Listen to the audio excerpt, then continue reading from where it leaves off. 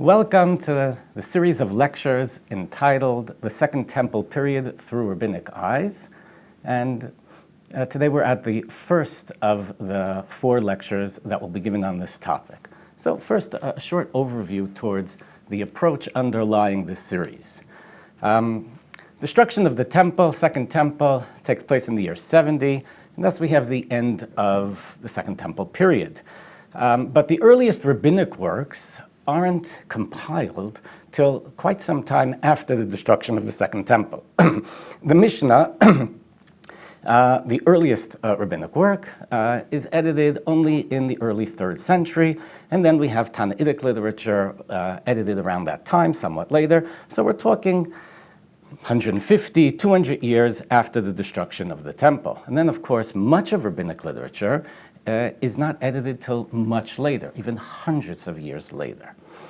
Now, the traditional approach, traditional historical approach to rabbinic stories, whether it be rabbinic stories about the Second Temple figures or rabbinic stories about the rabbis themselves, rabbinic sages, was to peel away the literary and artistic elements of the stories, the miraculous elements, the exaggerated elements, in order to reveal and uncover the historical kernel hidden behind all these elements. And so we would explore the stories in order to reveal those historical elements so we could do basically the history of events of Second Temple times. And this method essentially simply assumed often assumed that the stories had these historical kernels. And even if one can corroborate that they actually existed, the method simply assumed that rabbinic stories were based on historical kernels. Today, we have a different approach where we really don't like to simply assume that the stories are based on historical kernels. If you want to make a case for a historical kernel, that's well and good, but make a case for it and hopefully try to corroborate it. And in a certain sense, we've also reversed the traditional approach on its head, where the literary elements, which once were peeled away, instead of peeling them away, we want to explore how the rabbis forged and formed their stories, how these literary elements contributed to these literary creations that they made. And then, as we look at the stories as a whole, rather than simply trying to reconstruct some historical kernel, we want to gain insight into the literary history, the cultural history, the intellectual history of the rabbinic period. And sometimes what we'll be doing, instead of simply assuming that there are historical kernels, we'll be searching for literary kernels, which perhaps were enlisted by the rabbis when they formed these stories. So there will be different, each lecture will have a different emphasis, and we'll be looking at 4 different stories. And in each lecture, we will be approaching this topic from a similar point of view, all of them are related to this sort of newer approach to rabbinic literature and rabbinic history, in this case also how the rabbis viewed Second Temple times. Okay. And so today's topic, Simeon the Righteous meets Alexander the Great. That is our topic today. And by way of introduction, let's just open with a rabbinic text which mentions Shimon HaTzadik. Here we have from Bavli Megillah, but Bavli Megillah is interpreting here a pasuk from Vayikra. I'll just quickly read the pasuk before we read Bavli Megillah. Yet even then, when they are in the land of their enemies, I have not rejected them, nor did I abhor them, to destroy them utterly, to break my covenant with them, for I'm the Lord their God. This passage wasn't here actually in the presentation you're seeing, but that's the passage being discussed here, which in the simple reading of the passage is that God will not desert Am Yisrael while they're in the lands of their enemies, presumably in the exile and the diaspora. But the Midrash will interpret this to refer to different times, even when the people are in their land, but when Am Yisrael is ruled by a foreign power. So let us begin and see what Bavli Megillah says here. And here we go. In the Breita it was taught, I have not rejected them in the days of the Chaldeans when I raised up for them Hananiah, Mishael, and Azariah.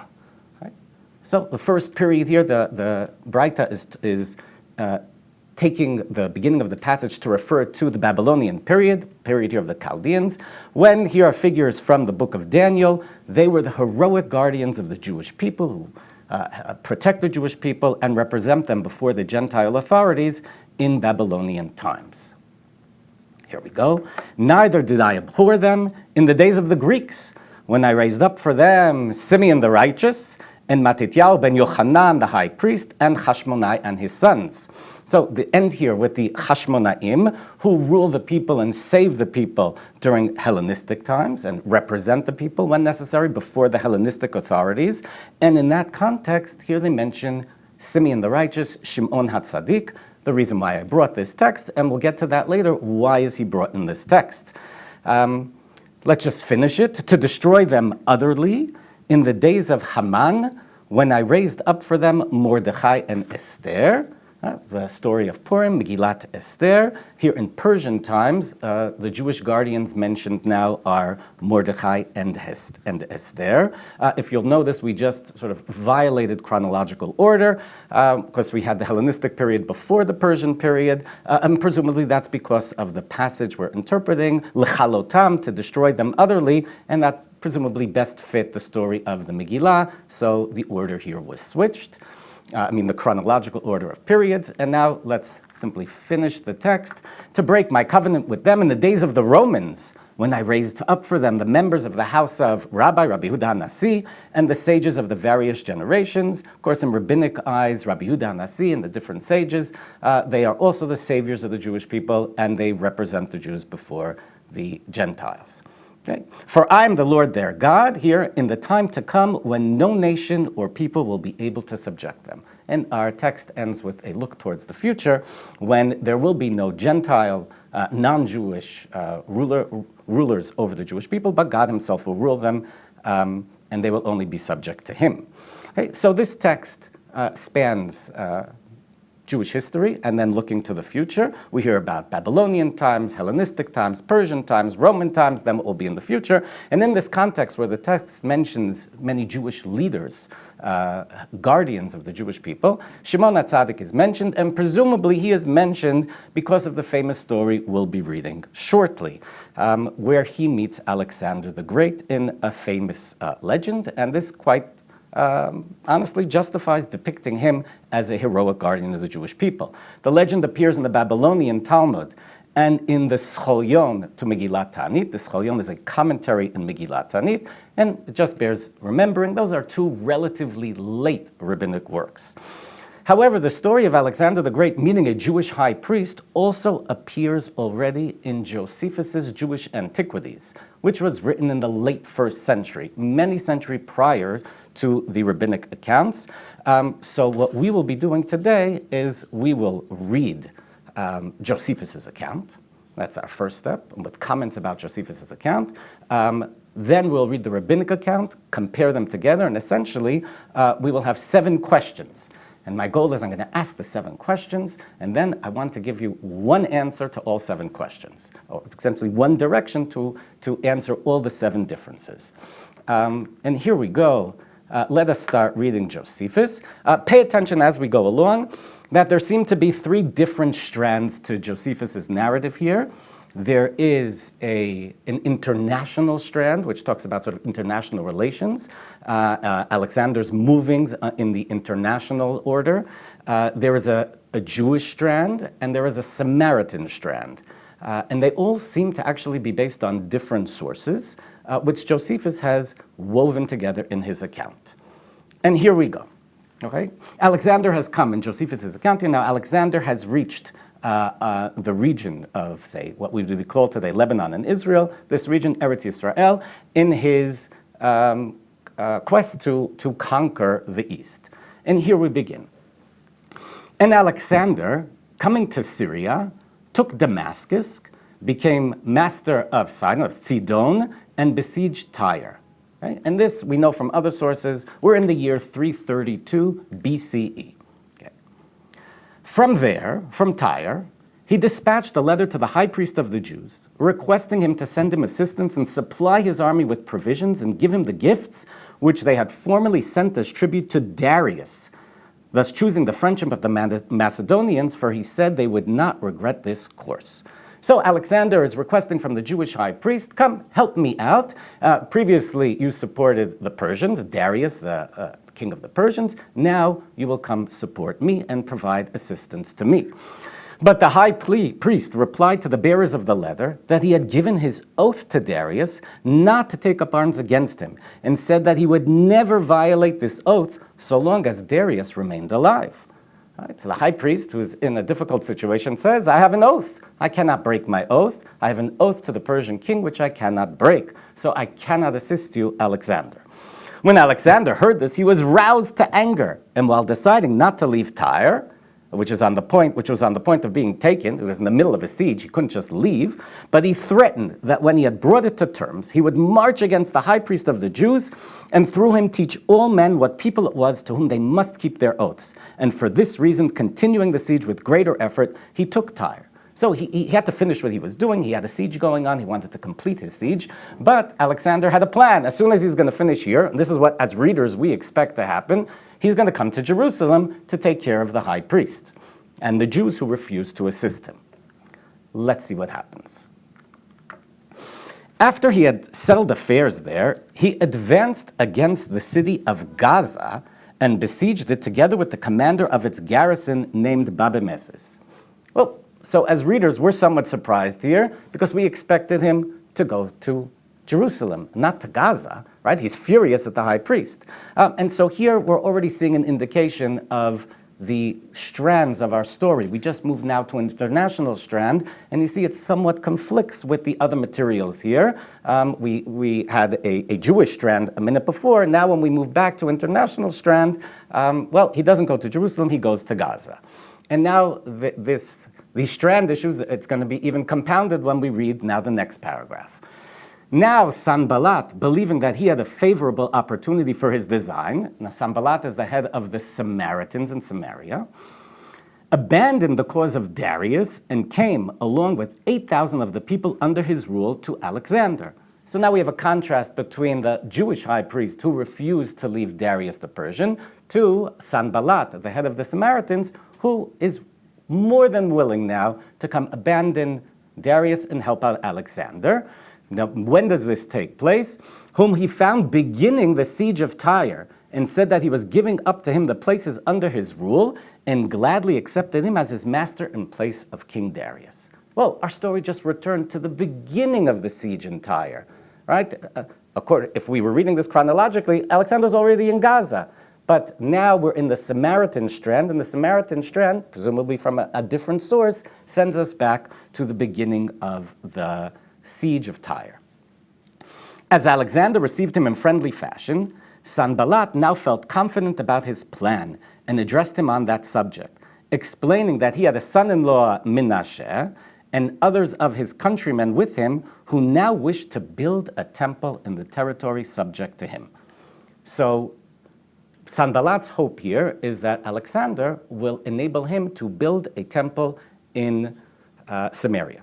Okay? He mentions here the name of the Jewish high priest, Jaddua, and we know above we're dealing with Sanballat, the head of the Samaritans. I just want to mention parenthetically, we have no other sources from this time who tell us there was a high priest named Jaddua at this time, or that the head of the Samaritans was named Sanballat. But if we go back roughly a little more than 100 years to Nehemiah's time, well, Nehemiah has a list of high priests, and the last high priest that he mentions in his list, his name is Jaddua. And the truth is elsewhere, Nehemiah also has in very short, but a somewhat similar story about a Sanballat and the interchange with the Jewish high priest and the high priest's son marrying his daughter, somewhat rather similar to what we have in this case. So there seems quite likely to me anyhow that we must be very careful of assuming that the Jaddua here or the Sanballat are actual historical characters from this period, and it may very well be that Josephus, or his source, has moved a Jaddua and Sanballat from the previous century and brought them to this century. Some scholars wonder if Josephus doesn't really know that there were two Dariuses, and there was a Jaddua in the time of the three, but the Jaddua in the time of Darius II, and now actually Alexander's time is at Darius III, and we might have just moved Jaddua from Darius II to Darius III. And anyhow, I think we have to have a good measure of skepticism here regarding the historical veracity of these characters. Okay. But in terms of our story, we understand what's happening. Sanballat wants to help Alexander, but he wants Alexander to allow him to build a temple. Let's move on.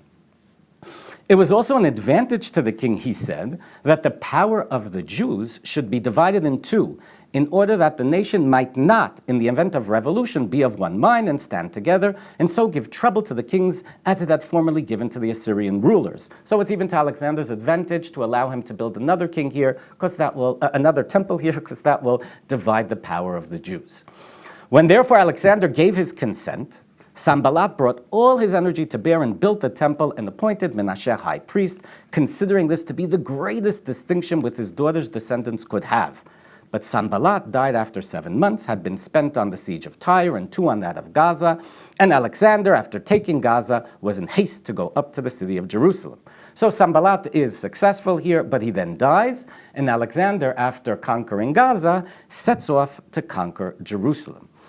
Parenthetically, it bears noting that there is a non-Jewish source which mentions the suppression of a Samaritan revolt at this time, which is somewhat hard to harmonize with Josephus's narrative here of very friendly relations between the Samaritans and Alexander. Right? Okay, let us go on. When the high priest Jaddua heard this, Alexander is approaching. He was in agony of fear, not knowing how he could meet the Macedonians, whose king was angered by his former disobedience. And at this point of the story, if we're looking at, say, comparing the Samaritans to the Jews, so the Samaritans are flying high. They're getting along with Alexander the Great. He's granted their request to build a temple.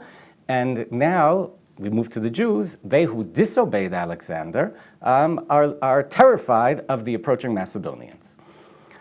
He, the high priest, therefore ordered the people to make supplication and offering sacrifice to God together with them, besought him to shield the nation and deliver them from the dangers that were hanging over them. But when he had gone to sleep after the sacrifice, God spoke oracularly to him in his sleep, telling him to take courage and adorn the city with wreaths and open the gates and go out to meet them. And the people should be in white garments, and he himself with the priests in the robes prescribed by law, and that they should not look to suffer any harm, for God was watching over them. Thereupon he rose from his sleep, greatly rejoicing to himself, and announced to all the revelation that had been made to him, and after doing all the things that he had been told to do, awaited the coming of the king. So now, just like Jaddua the high priest, we as readers, we can relax. The tension in the story essentially has been resolved because there's been a divine revelation. In his sleep at night, God has spoken to the high priest and told him everything will be okay. Nothing to worry about. And I want to say, as our experience as readers, we can relax. We were worried, now we can relax. We don't know how things are going to turn out, but we know they're going to turn out well. Okay.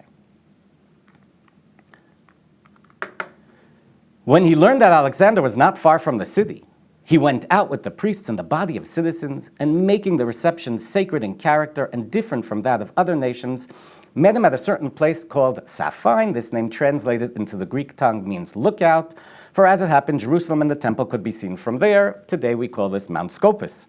Haratzofim. Now, the Phoenicians and the Chaldeans who followed along thought to themselves that the king, in his anger, would naturally permit them to plunder the city and put the high priest to a shameful death. But the reverse happened. Reversal of fortune. But let's see. First, Alexander is traveling with Phoenicians and Chaldeans. Okay? A slight problem that he's traveling with Chaldeans historically because he has not yet conquered that region. He has not yet conquered Babylonia. But our story already has them with him. And they naturally expect him to punish the Jewish people, to punish the high priest, to punish the Jews. Let them plunder the city. But the reverse happened. For when Alexander, while still far off, saw the multitude in white garments, the priests at their head clothed in linen, and the high priest in a robe of hyacinth blue and gold, wearing on his head the mitre with the golden plate on it, which was inscribed the name of God, he approached alone and prostrated himself before the name and first greeted the high priest. Well, very surprising reaction of Alexander the Great. When he arrives at the city, he sees the high priest. He gets off, well, how does it say it exactly? He approached alone and prostrated himself before the name. He bows down before the high priest. Not what we as readers necessarily expected, though we knew things would turn out well, but certainly not what the Phoenicians and the Chaldeans had expected. Then all the Jews together greeted Alexander with one voice and surrounded him. But the kings of Syria and the others were struck with amazement at his action and supposed that the king's mind was deranged. What's he doing bowing down before this Jewish priest? And Parmenion alone, a friend of Alexander's, Parmenion, went up to him and asked why indeed, when all men prostrated themselves before him, he had prostrated himself before the high priest of the Jews. Okay? There's a reference here to all men prostrating before him, which in truth, later on in his career, this is a Persian custom which Alexander the Great will adopt. At this stage, this early stage in his career, he has actually not yet adopted it, but our story seems to assume that he has already adopted, that already all men bow down to him. So Parmenion asks, why are you bowing down to the high priest of the Jews? Whereupon he replied, it was not before him that I prostrated myself, but the God of whom he has the honor to be high priest. For it was he whom I saw in my sleep dressed as he is now, when I was at Diem in Macedonia, and as I was considering with myself how I might become master of Asia, he urged me not to hesitate, but to cross over confidently, for he himself would lead my army and give over to me the empire of the Persians. God, in the vise of the vision of this high priest, had encouraged Alexander and told him he will be successful in his conquest in the east. So Alexander is actually very excited to see this figure from his dream. And that is an explanation to Parmenion why he's bowing down. Since, therefore, I have beheld no one else in such robes, and on seeing him now, continues Alexander, I am reminded of the vision and the exhortation. I believe that I have made this expedition under divine guidance, and that I shall defeat Darius and destroy the power of the Persians and succeed in carrying out all the things which I have in mind. Right? So from an ideological level, let's say from a Jewish ideological level here, we see that the Jewish God has authorized Alexander's conquest and, in effect, Gentile rule. Okay? But as we'll see momentarily, there is a flip side. There's somewhat a price to be paid that Alexander has to deal kindly and fairly with the Jews. After saying these things to Parmenion, he gave his hand to the high priest, and with the Jews running beside him, entered the city. Then he went up to the temple, where he sacrificed to God under the direction of the high priest, and showed due honor to the priest and to the high priest himself. What Josephus just described here is what's called the Adventus ceremony, which is a common ceremony in Hellenistic times, that when an important dignitary is welcomed and received in a city, he offers sacrifices in the local temple, and as we'll see, he grants wishes and gives presents. Let's see what else happens here. And when the book of Daniel was shown to him, in which he had declared that one of the Greeks would destroy the empire of the Persians, he believed himself to be the one indicated, which is pretty good reading of Daniel, but only problem is the book had not yet been written in his time. And in his joy, he dismissed the multitude for the time being, but on the following day he summoned them again and told them to ask for any gifts which they might desire. Right? Typical of the Adventus ceremony. When the high priest asked that they might observe their country's laws and in the 7th year be exempt from tribute, well, that's a pretty big request, to exempt the Jews from tribute in the 7th year because of Shemitah, because they couldn't work the land. He granted all this. Alexander the Great is very kindly with the Jews. Then they begged that he would permit the Jews in Babylon and Media also to have their own laws, and he gladly promised to do as they asked. Alexander the Great hadn't yet conquered Babylon and Media, okay, but they're asking him for this anyhow.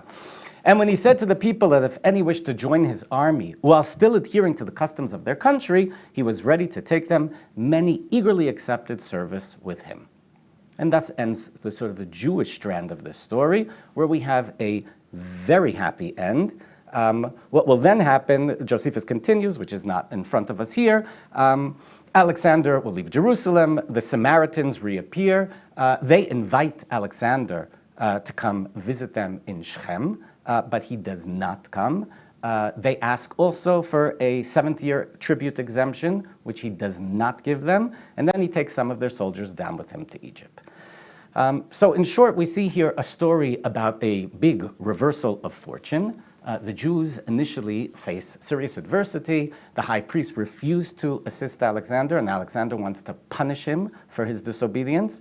Whereas on the other hand, the Samaritans at the beginning of the story, they're doing great, they're flying high.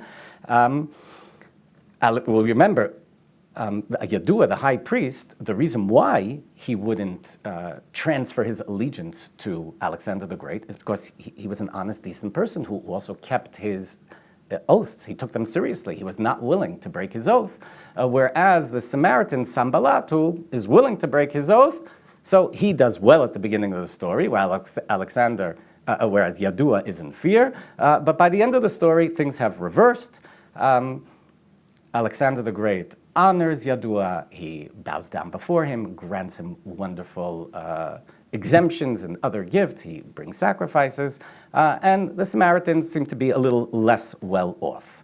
From a, say, political ideological perspective, we see here how our story sort of sanctions foreign rule. God told Alexander he would be successful, but we see sort of what's expected, though, is, of course, Alexander then will help the Jewish people. For historical purposes, this is, I should just mention, a good story for Josephus. He has minimal materials for this part of Jewish history of the Second Temple period. This helps him cover some ground. And on a personal level, we might even say that this story, in a sense, prefigures the action of another Jewish priest later on in Second Temple history, Josephus himself, who will surrender to Gentile invaders. He will surrender to the Romans and essentially legitimize their rule. Okay? As we mentioned all along, I mentioned at the beginning, and I hope you noticed all along, I didn't always point it out, but we had these different strands here of the international, the Jewish, and the Samaritan, which were woven together. And I did try to point out a number of chronological and anachronistic difficulties in our text. Sanballat and Jaddua are likely figures from an earlier period. Alexander hadn't yet conquered the east, so the Chaldeans really shouldn't be in his camp. And later on, the request to help out the Babylonian Jews, well, he hadn't really conquered Babylonia yet. Parmenides' discussion of the prostration, everyone prostrates to you, Alexander. Well, that's not really happening yet. And of course, as I mentioned, the book of Daniel, that story really postdates Alexander's time. According to archaeologists, the Samaritan temple, which Alexander presumably gave Sanballat permission to build, was actually built much earlier than this time, but over 100 years earlier. And this Jewish prediction, what Alexander says happened earlier on, that he saw in his dream, the vision of the high priest, it's a sort of a Jewish variation or echoes other oracular predictions of Alexander's success that we know from non-Jewish sources, say there was one pronounced in Delphi, and from the Egyptian temple of Ammon. Okay? So I highlight these chronological and anachronistic issues with this text, basically to highlight the point that this essentially is a legendary fiction, and this is probably not actually a historical event being described here. Alexander's travels are rather well documented by non-Jewish historians, and no one mentions or perhaps even leaves time for a stop in Jerusalem. Alexander was a very popular figure in ancient times, and it was quite common to tell legends about him, to tell stories how he came to a city or founded a city. So it seems to me that what we're seeing here in the story is the Jews are participating, I mean the Jews mean the sources, Josephus' source here, is participating in a widespread cultural practice in Hellenistic times, which was to link your own people or your own city to Alexander the Great. Okay. That was our background for the rabbinic account, which now we are going to read as it appeared in Bavli Yoma, right? Not according to the Scholyon. I mentioned it was found in two different places. We're going to read the version here in Bavli Yoma.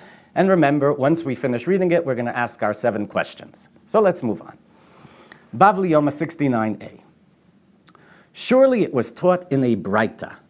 The 21st day in the month of Kislev is the day of Mount Gerizim, on which it is prohibited to eulogize. Okay?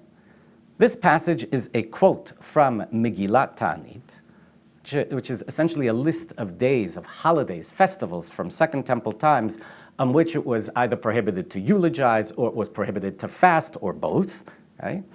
And we're here of the day of Mount Gerizim. Right? The day of Mount Gerizim actually celebrates the day of the destruction of the Samaritan temple on Mount Gerizim. We're here, and we're going to see it's going to be our story about Alexander the Great, and we here have something of a reversal that we had in Josephus. If Alexander's coming in Josephus is when the temple at Mount Gerizim, or the Samaritan temple, is built, in the rabbinic account, the Samaritan temple is destroyed here. And let's see what happens. This holiday, on the 21st day in the month of Kislev, it is the day, and now we have the commentary, the explanation for the date. The commentary, of course, is much later than the original list of days. That's what I mentioned earlier, how when we have the Scholyon, right? The Scholyon is a commentary on Megillat Ta'anit, and here we're reading the parallel version in the Babylonian Talmud. It is the day the Cuthians, a rabbinic term that basically means the Samaritans, requested the house of our God from Alexander the Macedonian, and he gave it to them. So in the rabbinic account here, the Samaritans are requesting the house of our God from Alexander the Macedonian, presumably to destroy it. And he gave it to them. Now, why would he do that? So far, we don't understand why. Why would Alexander do that? Let's see what happens then. People came and informed Simeon the righteous of what just happened, that Alexander has allowed the Samaritans to destroy the temple.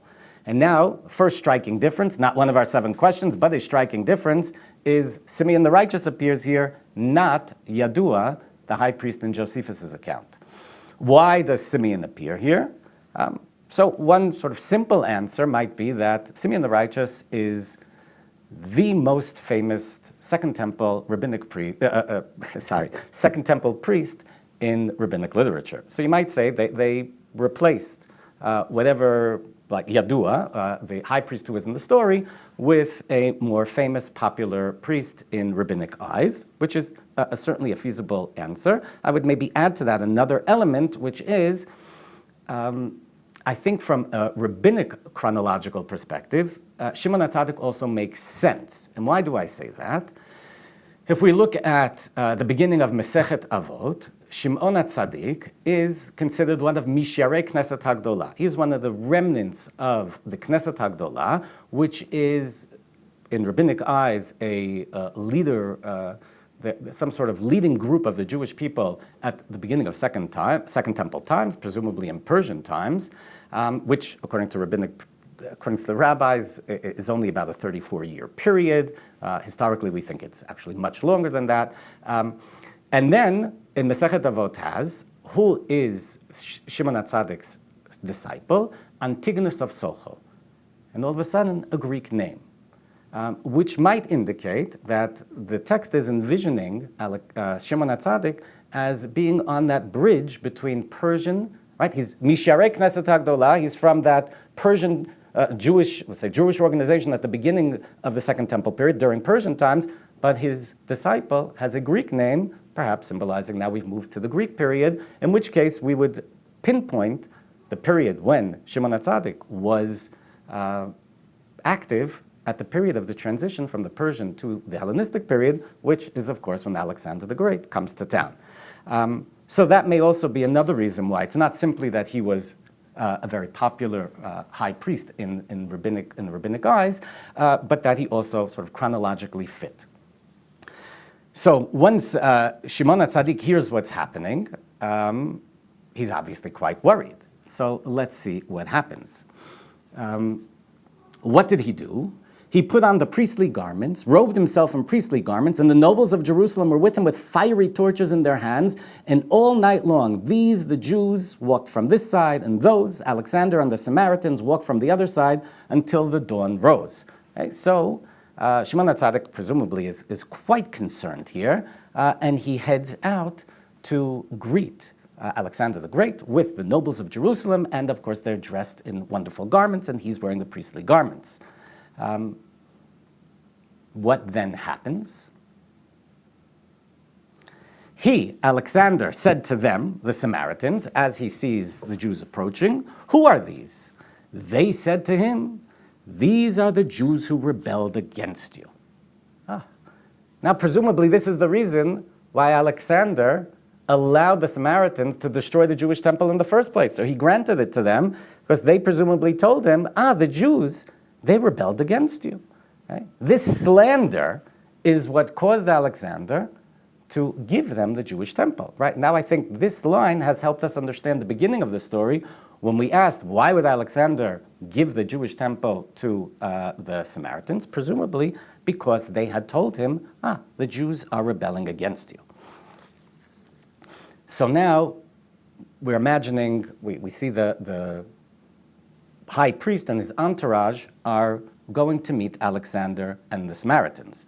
When they reached Antipatris, the sun came forth and they met one another. Antipatris is actually the name. It's a later Herodian city on the coast. And there, the Jews and Alexander and the Samaritans meet. When he, Alexander, saw Shimon the Tzaddik, he descended from his chariot and bowed down before him.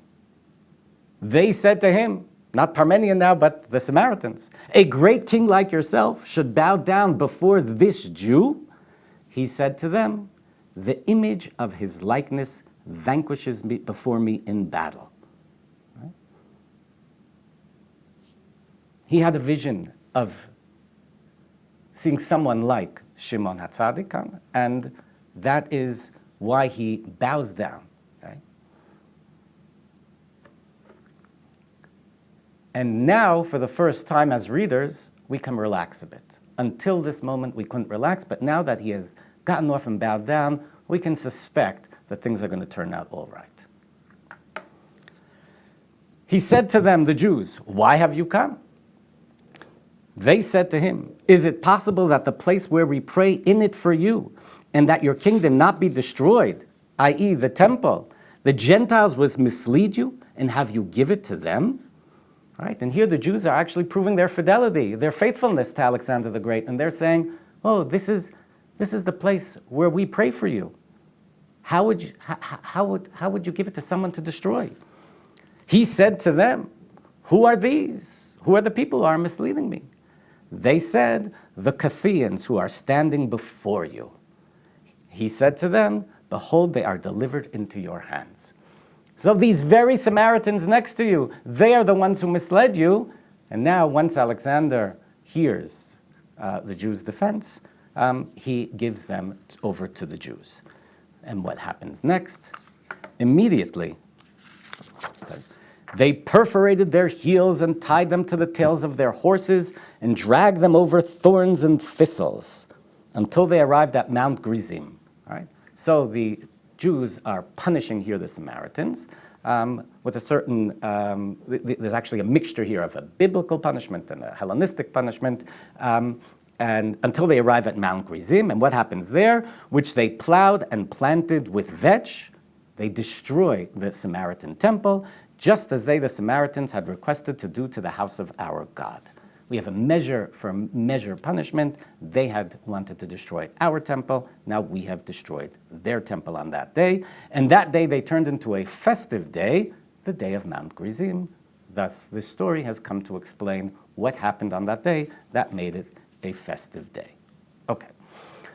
So despite the differences that we've seen between the stories, I think it's clear that we have here two versions of the very same legend. Of course, the meeting between the high priest and Alexander the Great, the priestly garb, the prostration, the procession, the query regarding the prostration. I hope it's clear that we have two versions of the same legend.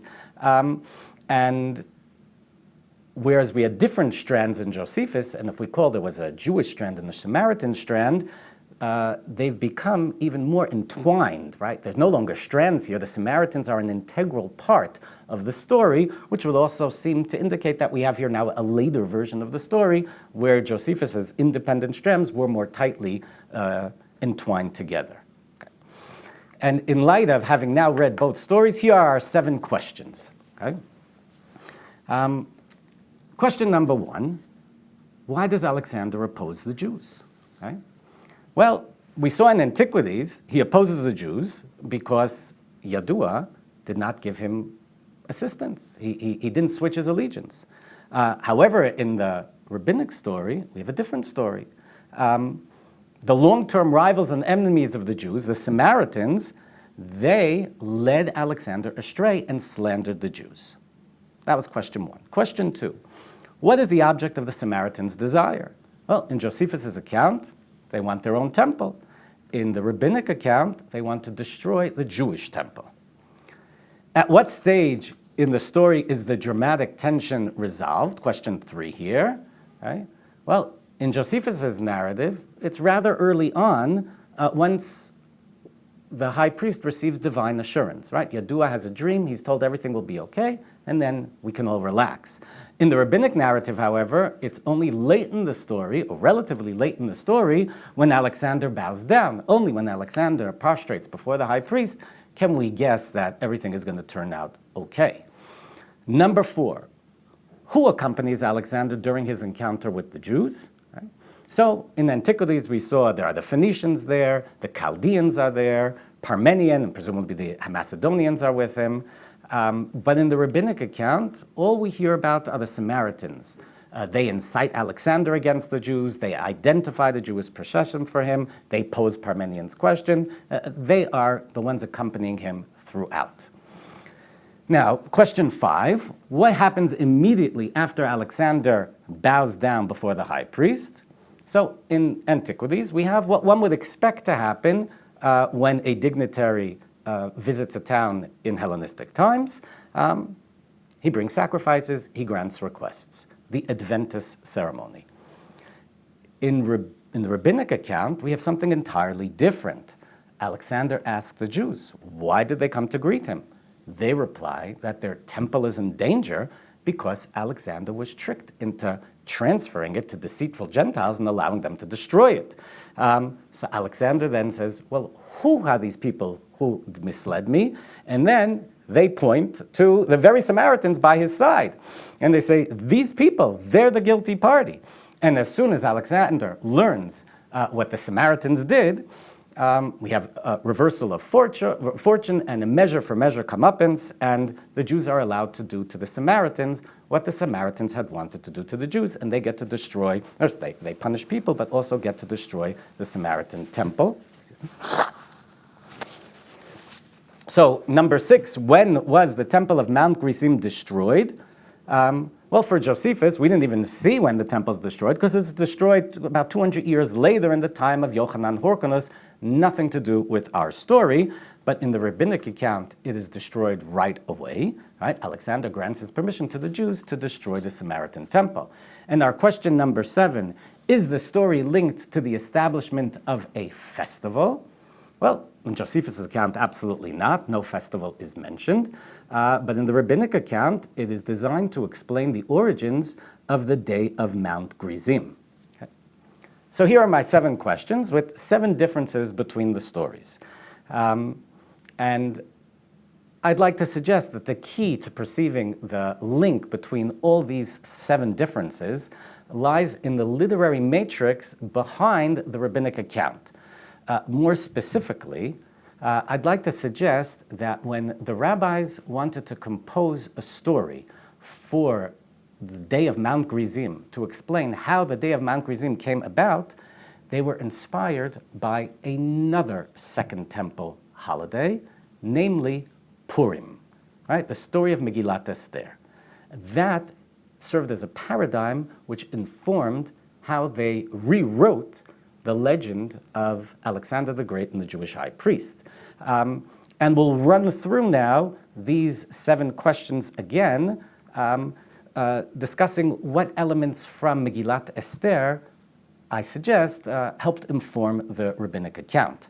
So if we go to number 1, why does Alexander oppose the Jews? So we saw in the rabbinic account, not because the Jews did anything wrong, but because there are evil advisors who lead Alexander astray. And this, of course, is reminiscent of Haman, who badmouths the Jews. And if we see here a D over here, Haman then said to the king, there is a certain people scattered and dispersed among the other peoples in all the provinces of your realm, whose laws are different from those of any other people and who do not obey the king's laws, and it is not in your majesty's interest to tolerate them.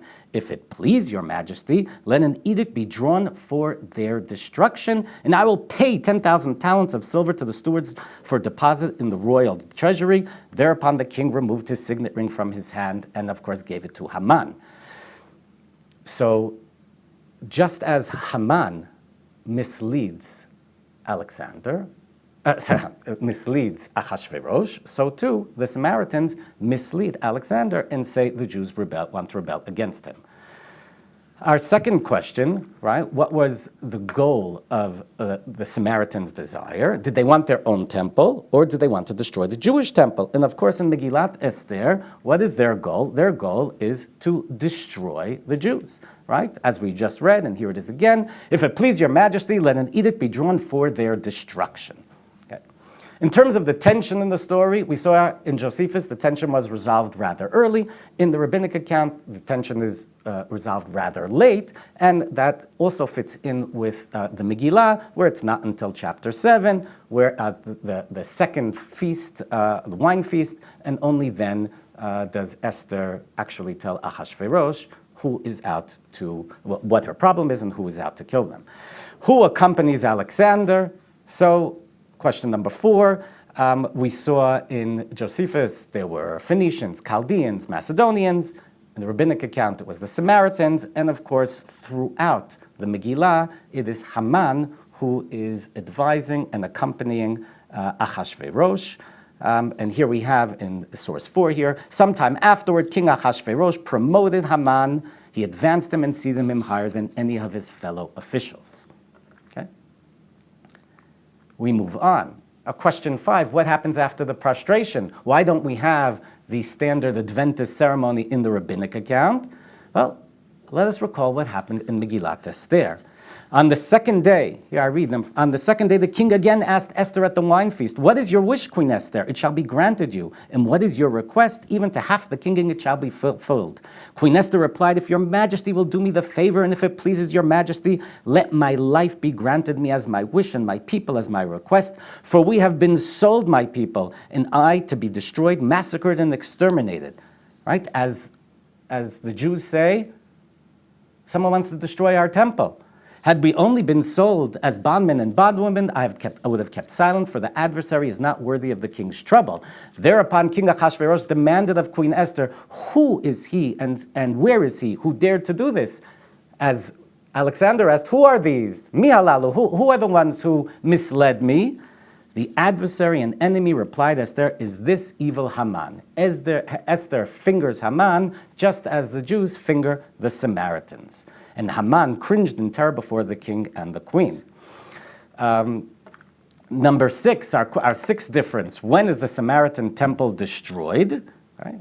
So as we said, Josephus, it's only 200 years later. The rabbis have it destroyed immediately in a strict reversal of fortune and in a measure for measure comeuppance, and that's exactly what we see here in Esther. And so on the 13th day of the 12th month, that is the month of Adar, when the king's command and decree were to be executed, the very day on which the enemies of the Jews had expected to get them in their power, the opposite happened, and the Jews got their enemies in their power. Reversal of fortune and measure for measure. Exactly what we have in our story. And then finally, in terms of the holiday, a festival, of course, Josephus' account has nothing to do with the festival. The rabbis want to explain the source for the story behind Mount Gerizim, and that is, of course, what Esther is about. Megillat Esther is the foundation for the holiday of Purim. Okay? So, as I argued and mentioned before, my case here is that when the rabbis formed and rewrote the story of Har Grizim, the day of Har Grizim, they modeled themselves on a different Second Temple holiday, the holiday of Purim. Question will end with this question: is why Purim and not a different Second Temple holiday like Hanukkah? Right? They could have rewritten the story in the light of Hanukkah, but it seems they did so in the light of Purim. And I'd like to suggest two factors which apparently played a role in their choice of Purim over Hanukkah. One factor is that Purim seems to have been a better known or more popular holiday in rabbinic times. First, the rabbis have a book for Purim. They have Megillat Esther. They do not have a book for Hanukkah. And of course, in the tractates of the different books of the Mishnah and Tosefta and the Talmudim, there's even a tractate dedicated to Megillat Esther. So there's a certain popularity of Purim, which Hanukkah apparently was not as popular. It didn't resonate as strongly in rabbinic times.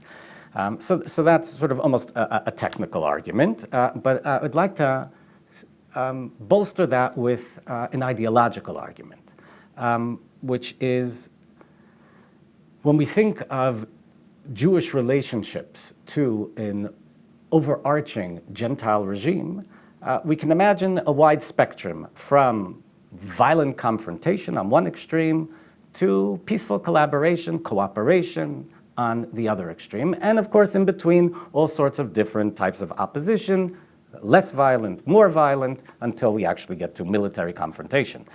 Now, Hanukkah is the classic example of military confrontation. Now, when you have military confrontation, you can actually imagine, well, we cannot get along with this Gentile regime. There is an evil Gentile regime, and we have to fight them. And that essentially is what we hear in the story of Hanukkah. There is an evil Gentile regime, and the Jews have to oppose them. The story of Purim is a different story, right? Ahasuerus is not an evil king in the story of Purim. There is an evil advisor, Haman, and he causes the problems because in terms of the political outlook, it seems, of Megillat Esther, often called a diasporic outlook, though it doesn't necessarily have to be in the diaspora, but it's when Jews, who apparently also lack much military power and would like to believe that there is no inherent conflict, there's no clash of civilizations between the Jews and the Gentiles, between the Jews and the Gentile regime. Of course, there can be bad apples, sometimes on the non-Jewish side, sometimes on the Jewish side, and in this case, it's Haman in the story of Purim. And when you have an evil advisor, well, you can blame things on the evil advisor and say, once we get him out of the way, we as Jews can get along very well with the Gentile regime. We will respect them. Their leadership, their rule may even be divinely ordained, and they, of course, should respect us as Jews and our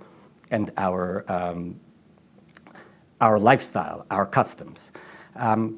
So what I'd like to suggest here is that when the rabbis rewrote the story of Har Grizim and enlisted the meeting of the high priest and Alexander the Great, they chose to model their story in light of Megillat Esther, which politically spoke to them and politically mirrored how the rabbis also viewed the Gentile regime in their time.